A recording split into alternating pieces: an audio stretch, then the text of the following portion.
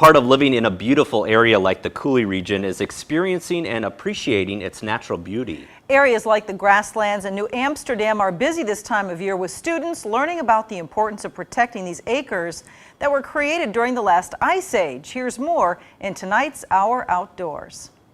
This usually very quiet and peaceful grassland just outside of Holman was transformed into an outdoor classroom. And right here, you can get these little seeds right there.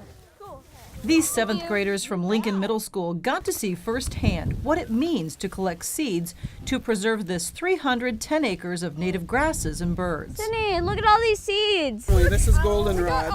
Some of them have gone to seed already and some of them have not. This grassland is considered a unique river terrace that was created during the last ice age. And even though these kids are only 12 years old, they still seem to appreciate what's there. Whoa, that's really cool. And as the students hiked through several acres, it gave them a chance to explore, exercise, and ask lots of questions. Why exactly do you burn the prairie? Because what happens is then that helps if there's any invasive species in the prairie that shouldn't be here, they're not adapted to fire, so they will hopefully be killed by that. And you couldn't help but notice that out on the prairie you could hear lots of laughter.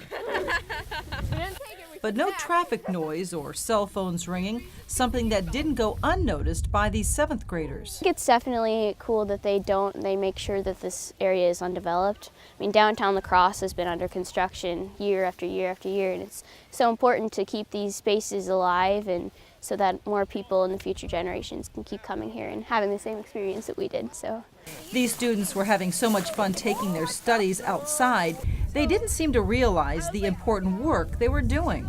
And then what they do is they'll scatter the seed, maybe not necessarily on this prairie, but on another very similar prairie close to this area. but I definitely didn't know that collecting the seeds was so important to the survival of this prairie and things.